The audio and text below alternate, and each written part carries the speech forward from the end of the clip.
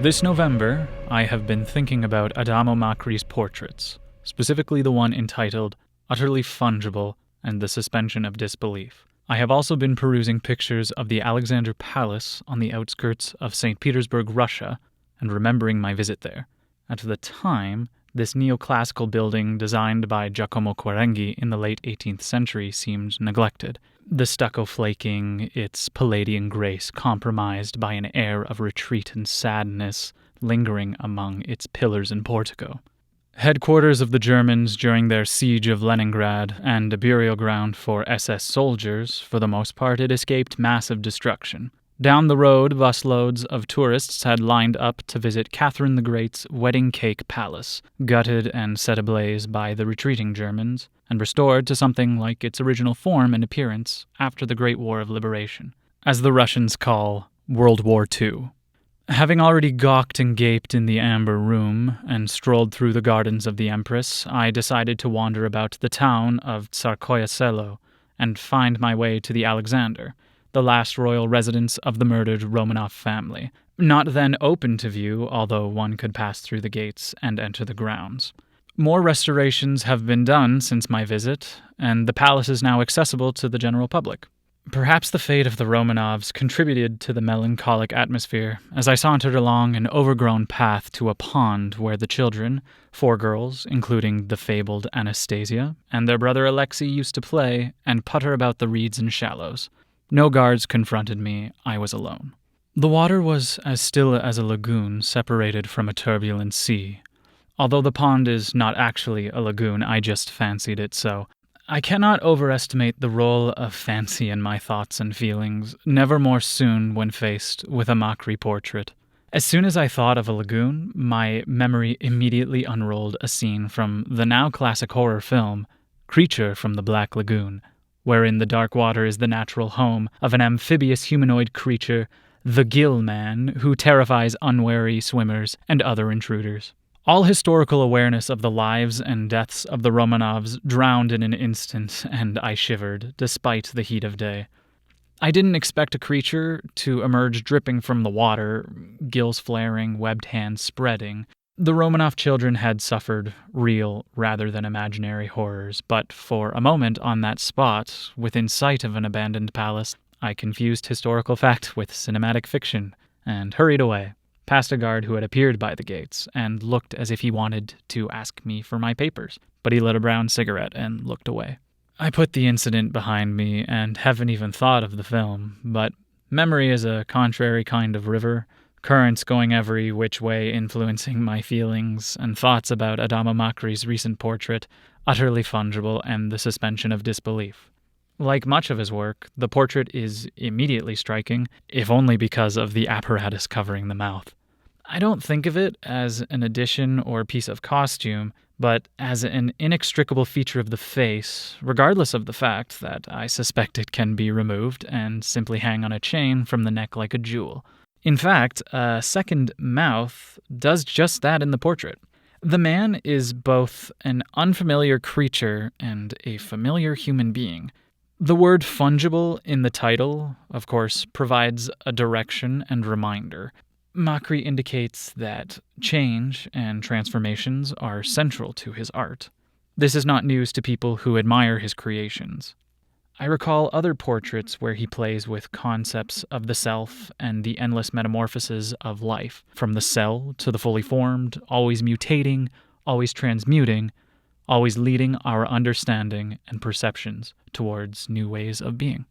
Not so long ago, the artist posted photos of himself on Facebook standing on an impressive curving staircase in New York City, calm, darkly attired, confident, even authoritative. Dark glasses, which are a common feature in many of his portraits.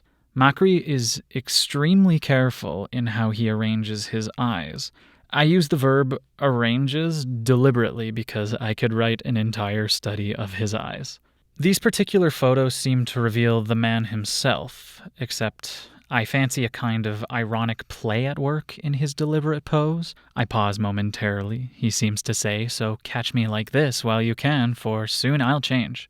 Is it Macri the man, or Macri the artist, or Macri as a work of art? The figure on the stairs is dramatic, imposing, and essentially mysterious like any one of his fine and subtle portraits, including Utterly Fungible. The characters or dramatic personae in Macri's art are often free from rigid social definitions and distinctions of gender and identity. A word used in economics, fungible by definition means the ability to be exchanged, one thing substituted for another without loss of value. Never one to insist upon one meaning or identity to the exclusion of another. Macri encourages speculation and wonder, and I am doing precisely that. The word precisely, though, is inappropriate because it's impossible to be precise when talking about his art. One of the reasons why I remain fascinated by it, since alteration, transformation, and ever-shifting appearances are the dynamic processes at work. Now, one might ask, what on earth, or in the water, does this have to do with a movie creature that frequents the Black Lagoon and terrifies ladies? I am not terrified by Macri's portrait, as I doubt terror is among his purposes, but I am intrigued by his use of cinematic costuming, special effects, and cosmetics that transform the appearance of things. He is deeply engaged in the discovery of what constitutes the human in a world wherein the notion of a human is often tenuous and certainly fungible, especially when hard metals and the intricate dimensions of digital electronics can be interfaced with the soft and multi-layered complexity of the flesh. At what point can one cease to be completely human in any traditional sense of the word and become partially mechanical or electronic, transformed into a new and sometimes troubling kind of creation? Although the creature from the lagoon, to all intents and purposes, is physically humanoid in structure, with 2 legs, 2 arms, 2 eyes, and so on, it is also decidedly amphibious in appearance, with gills, webbed hands, and a mouth like a fish, similar in some respects to the mouth of Macri's own fungible creature. I offer no definitive answer, nor should there be. It's unprofitable, to my mind at any rate, to insist upon an allegorical reading of this image. Even though symbols and cultural allusions and aspects of science and history are evident in his portraits, allegory fails to do justice to what is essentially mysterious in the art.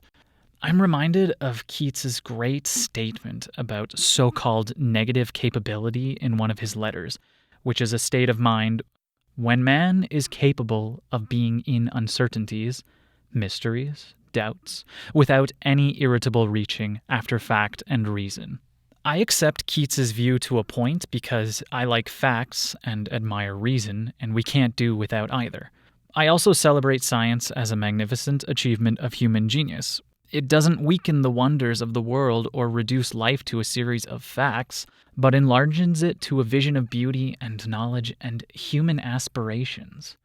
Allowing that Keats was essentially reacting against 18th century rationalism, I understand his argument about the irritable reaching after fact and reason, especially when it comes to art and poetry.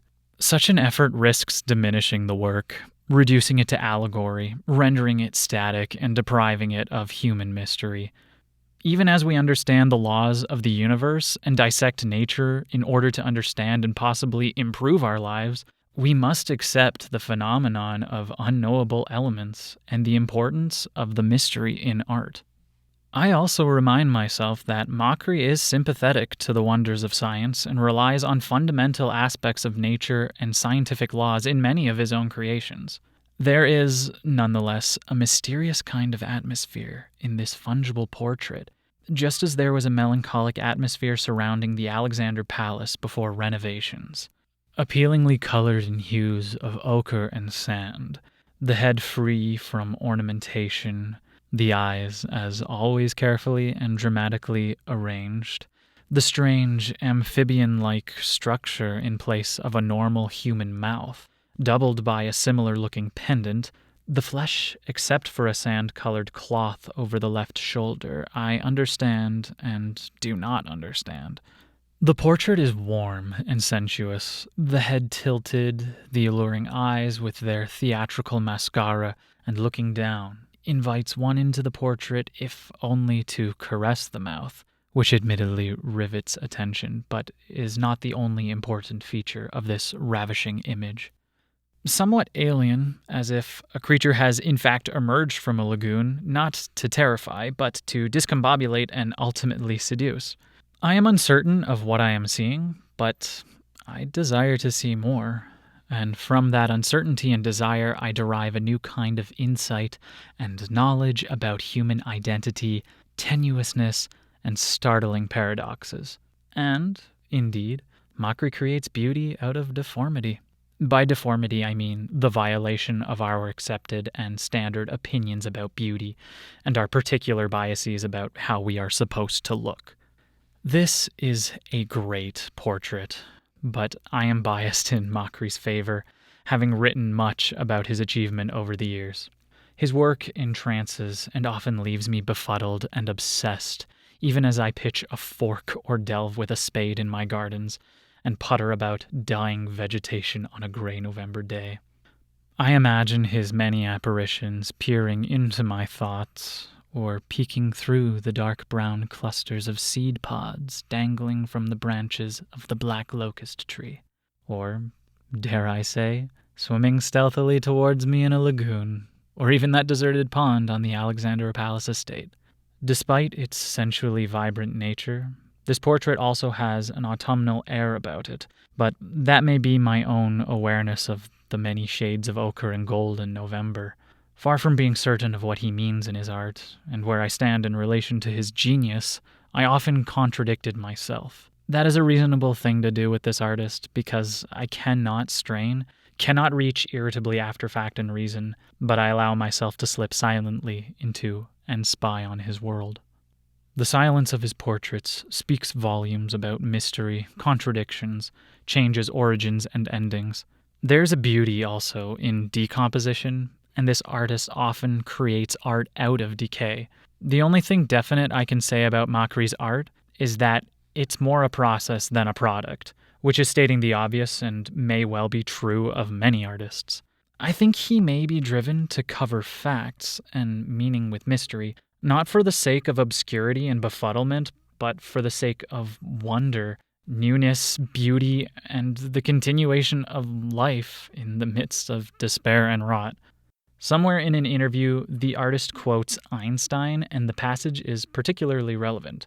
The most beautiful thing we can experience is the mysterious.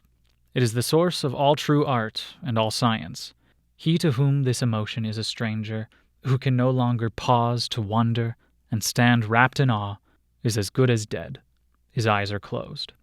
The second half of the title to this work, The Suspension of Disbelief, is crucially apt. The concept of suspending belief, another way of saying it, enjoys a long history as far back as the ancient Greeks.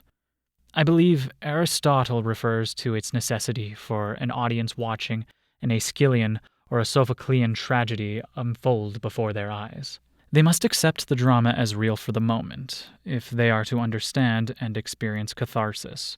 We cannot go far in the enjoyment and revelation of most art if we fight against it with arguments about facts, plausibility, and skepticism.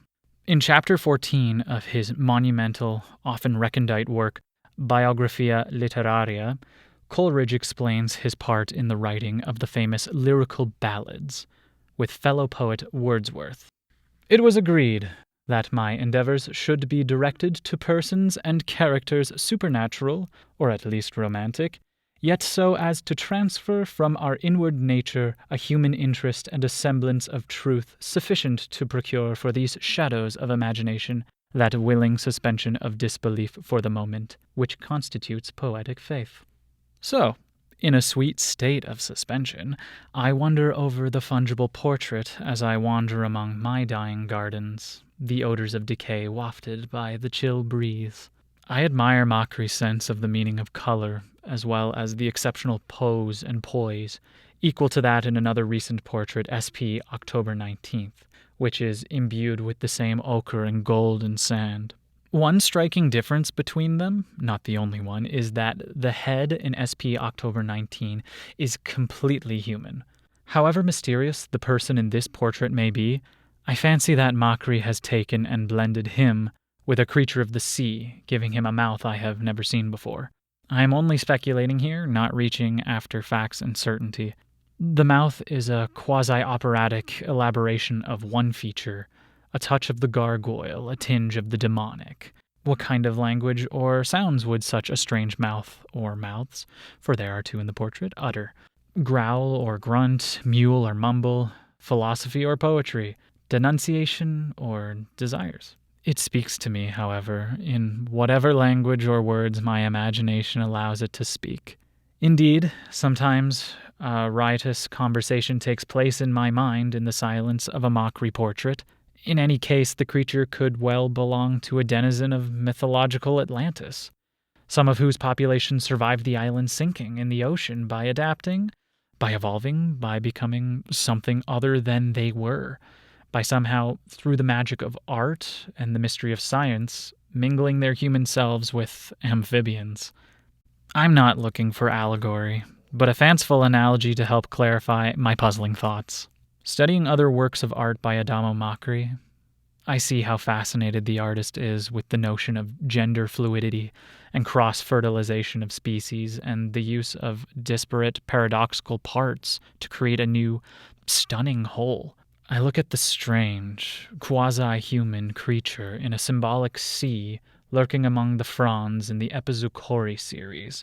I say sea because of the plant life stirred by currents rather than breeze, and the green color in the background of several, even though there are seed images brilliantly lit by yellow.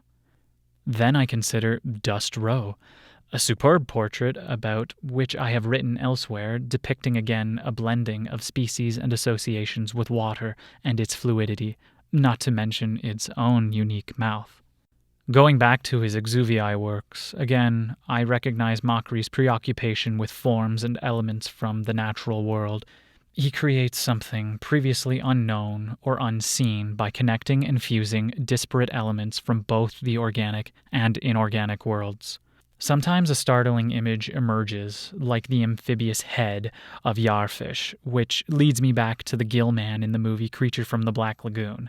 Alternatively, the mouth may not be connected with an underwater creature at all, but is an aspect of a landed animal. I contradict myself. How can I know? In one portrait of a head completely covered with a shimmering, deeply blue mask tinged with the black-like coloring of a panther under moonlight, there's a similar structure over the mouth, as if the artist is experimenting with a different kind of creature altogether. This process continues in the amazing and, dare I say, over-the-top Trifid works, about which I have also written. Therein Macri plays with the seductions of monstrosity and the erotic implications of beauty mingled with ugliness, leading to the appearance of and performance by the artist himself, arrayed in costume and accoutrement of the human and the animal, of the organic and inorganic, one hand disappearing into the head of a grotesquely beautiful and mesmerizing puppet in the exhibition of his complex art entitled Identity Matrix, held at the Erga Gallery in Montreal. So, the Alexander Palace is now open to the public, and busloads of tourists will change the atmosphere. The pond may still be there with its quiet underwater life, and the movie Creature from the Black Lagoon is considered a classic of its genre. My gardens deepen in the colors of dying, and Macri's portraits continue to fascinate and glow in exquisite changeability. I remind myself that autumn is fundamentally a period of readjustment and rest, and seemingly perishes returns in the spring. Thinking of the particular wonders of Adamo Macri's art, I cut down the brittle and brown stems of phlox and other frost-bitten plants, hear enticing whispers of strange creatures luring me to the darkness of the cave or the depths of the sea. I also remember Henry James's famous dictum, "It is art that makes life, makes interest, makes importance, and I know of no substitute for the force and beauty of its process."